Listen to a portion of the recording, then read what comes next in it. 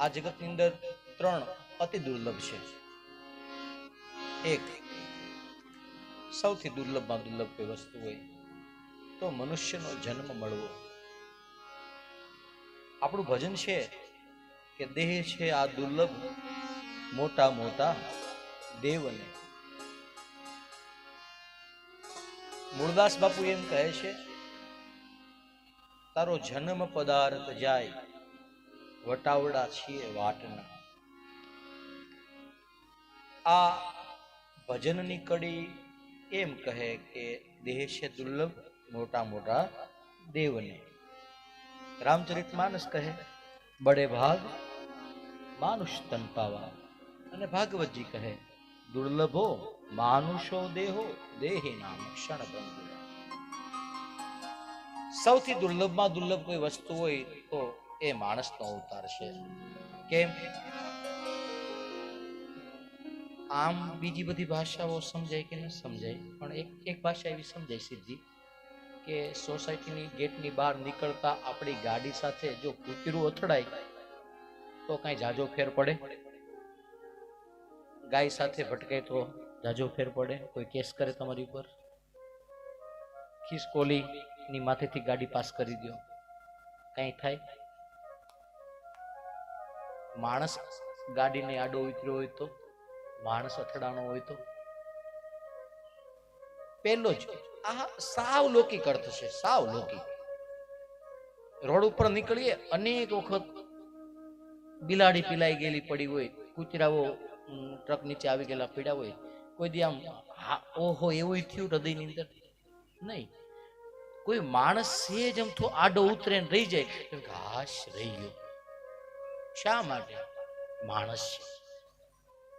અને એટલા માટે માણસ પડી જાય ને એ તો હરિબાપા એક વખત હાલે, માણસાઈ પડી જાય ને એનો ચાલે. માણસ તો સમજ્યા, હસતા હસતા લડી પડે ભાઈ, માણસ છે. અને પછી રડતા રડતા હસી પડે ભાઈ, માણસ છે. માણસ છે. માણસ તો કેવો છે? કીધું ક્યારેક હસે છે, ક્યારેક રડે છે, ક્યારેક લડે છે, ક્યારેક ફરી પાછું મળે છે. તો એ નહીં, એ અર્થમાં નહીં, પણ મહાપુરુષો એમ કહે છે સૌથી દુર્લભમાં કોઈ દુર્લભ વસ્તુ હોય તો મનુષ્ય જન્મ છે. અને એટલા માટે મહાપ્રભુજીએ પુષ્ટિ સંપ્રદાયની અંદર આશરાના પદની અંદર કીધું, સાધન ઓર નહીં આ કલી મેં જાસુ હોત નિબેરો. આ કળયુગની અંદર મનુષ્યના જન્મ સિવાય બીજું કોઈ સાધન નથી કે જે તમે પ્રભુ સુધી પહોંચી શકો. મુક્તાનંદ સ્વામી સ્વામિનારાયણ ભગવાનની આરતી છેલ્લું પદ, આ અવસર કરુણાનિધિ, કરુણા બહુ કીધી. મુક્તાનંદ કહે મુક્તિ સુગમ કરી શ્રીજી. મુક્તાનંદ સ્વામી એવું કહે આરતીના અંતે કે આ અવસર છે. માણસનો અવતાર કઈ અમસ્તા અમસ્તા ખાવા પીવા હરવા ફરવા નથી મળ્યો. આ અવસર છે. અને પછી તો હું હોય, અવસરિયા તો કાલવિયા જાશે. હું આવે પછી? ભવના મેણા રેશે રે. એ તમારે ઈ ફેરવી નાખવાનો. અવસરિયા તો કાલવિયા જાશે, ભવના ફેરા રેશે રે. માણાનો અવતાર તો કાલ સવારે પૂરો થઈ જશે, પાછું શરૂ કરવું પડશે. કીડીથી મકોડો, મકોડોથી માખી, માખીથી મચ્છર ને મચ્છરથી ગાય, ગાયથી બળદ ને બળદથી કૂતરું. આ આખો ફેરો છે. તો મનુષ્યત્વ દુર્લભમાં દુર્લભ વસ્તુ હોય તો પહેલી વસ્તુ મને તમને મળેલું આ મનુષ્યનું તન. બીજી વસ્તુ મહાપુરુષો એવું કહે મનુષ્યત્વ પછી મુમુક્ષુત્વ. મુમુક્ષુત્વ માને જન્મી તો ગયા, માણસનો અવતાર તો મળ્યો, સરસ મજાનો દેહ મળ્યો. આ મળી ગયા પછી પાછું યાદ રહેવું શું કરવા આવ્યા છે. એ યાદ રાખજો. ઘરેથી ગાડી લઈને નીકળીએ પણ ખબર હોવી જોઈએ ક્યાં જવું છે, તો ઠેકાણે પહોંચીએ. પછી ટાંકી ફૂલ કરીને અહીંથી આટા મારીએ તો ઠેકાણા વિનાનું તો બધું એવું હોય. બધું લક્ષ્ય હોવું જોઈએ જીવનની અંદર. શા માટે જન્મ લીધો છે તમે વિચારીને તમારા હૃદય ઉપર હાથ મૂકીને કહો, શા માટે જન્મ લીધો છે? પૈસા કમાવા? તો જે કમાણા છે એ મૂકીને ગુજરી જવાના છે. ચાલો, એક વાત પૂરી થઈ. બંગલા બનાવવા છે તો બંગલા તો આઈને પડ્યા રહેવાના છે, એ સાથે આવવાના નથી. તો છોકરાઓ માટે એ તો 12મા દિવસે લાડવા ખાવાના છે, એ તો હુવાળામાં દી રવો ખાઈ લેવાના છે. તમે ગુજરી જાવ એટલી જ વાર છે. તો બધું કરવાનું છે કોના માટે? બસ યાદ રાખો, એક જ વસ્તુ, કાંઈક આત્માનું કરજો કલ્યાણ, જીવન થોડું રહ્યું. કાંઈક આત્માનું કરજો કલ્યાણ, જીવન થોડું એ તમે ભાવે ભજી લ્યો ભગવાન. અને ભાવે ભજી લ્યો ભગવાન પછી પછી પાછો એક ફાયદો છે, યાદ રાખો. જેવી રીતના આખા ઘરમાં એક એક વ્યવસ્થિત કમાણી કરે તો આખું ઘર સુખી રહે, એવી રીતના આખા 7-8 પેઢીએ એકાદો જો હારો જન્મી જાય ઘરમાં, હા, તો પુરુષોત્તમ પ્રગટનું જે દર્શન કરશે એ કાળ કર્મથી છૂટી એકલો નહીં, કુટુંબ સહિત કરશે. મુક્તાનંદ સ્વામી કહે એકલો નહીં તરે, એકલા તરવાની વાત જ નથી. મુક્તાનંદ સ્વામી કહે છે કે જે કોઈ વ્યક્તિ પ્રભુ ભજન કરશે, જેને જેને મુક્તિની પ્યાસ રહેશે, મોક્ષની ઈચ્છા રહેશે, ફરી કારણ કે માના પેટમાં ભગવાન જો નરકની યાતના નથી ભોગવવી. મૂળ વાંધો એટલો છે, બે વસ્તુ.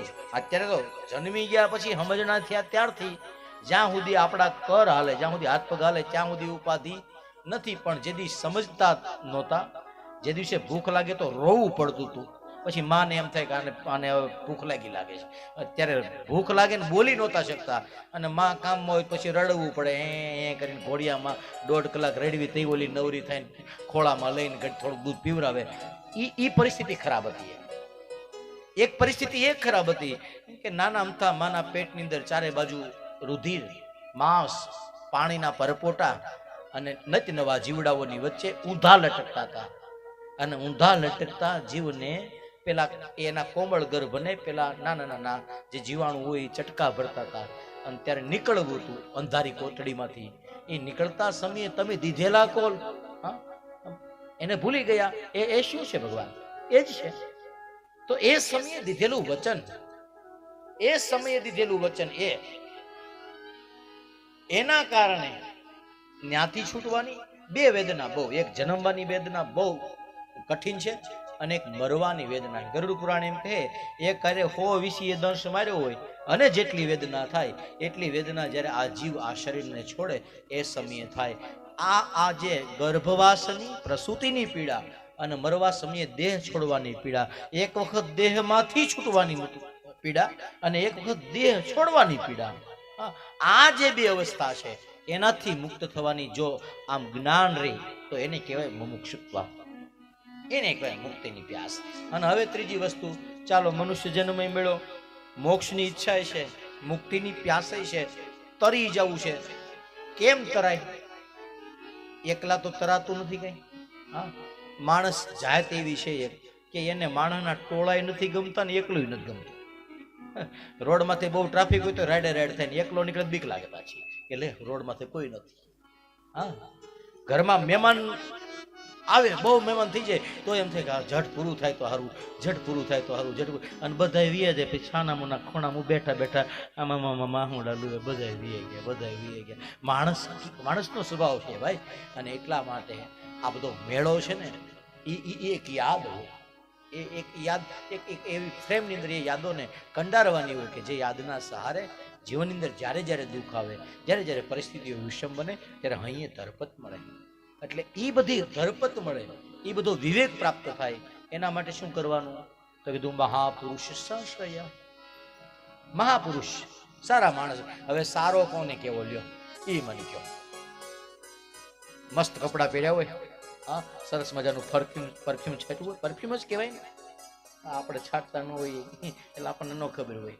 હા, એ પરફ્યુમ છાંટ્યું હોય, પછી સરસ મજાનો મેકઅપ કર્યો હોય, સરસ મજાનો મોબાઈલ હોય, સરસ મજાના, એ સારું એવું હોય.